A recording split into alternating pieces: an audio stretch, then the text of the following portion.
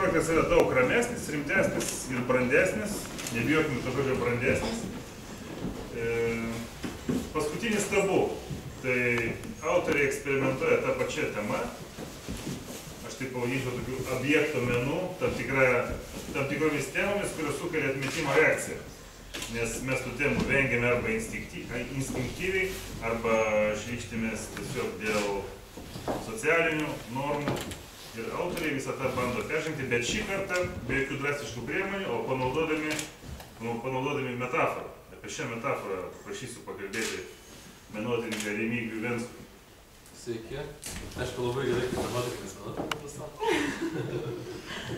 Taip, faina pirmiausia dėl ko atvažiuoti, kai gavau Neringos laišką ir perskaičiau patį pavadinimą, iš karto pagalvojau kampą, apie ką gali būti tas tabu. Ir padėjau tą laišką į stalčių, tiesiog net neskaičiau. Paskui tai peržiūrėjau, kas ten dėmėjai, bet reiškia iš karto pirmas įspūdis, reiškia buvo tikslingas.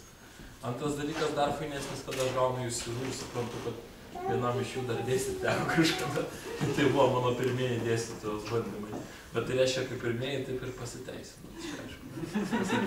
Aš aišku juokauju. Bet kitas yra įdomus dalykas, kad, na, kuom aš apsidžiaugiu, pirmiausia, tai kad mes net ne į parodą atėjom į kūrinį.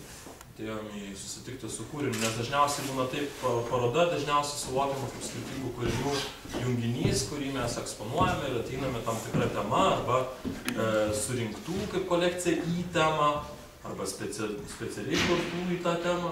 O dabar mes matome tiesiog kūrinį patį, kaip temą, kaip ir parodą. Viskas viename, kas iš tikrųjų turėtų būti. Ir kas, jeigu ne menas, ne menininkai, estetizuojami, simbolizuojami. Ne fotoaparatas tenai stovintis, ne garsas, ne vanduo, tai yra erdvė, pati erdvė ir jūsų būsena.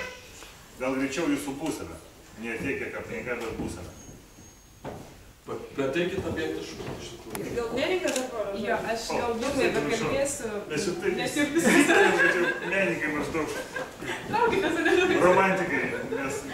Jo, aš gal nieko nebekalbėsiu apie pačią parodą, nes tikrai daug papasakojo, o ką nepapasakojo, galbūt patirsit, tikiuosi, kad patirsit.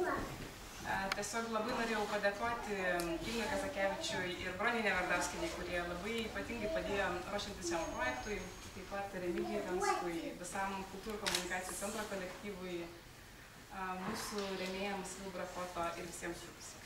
Tai ačiū labai ir patirkite tai.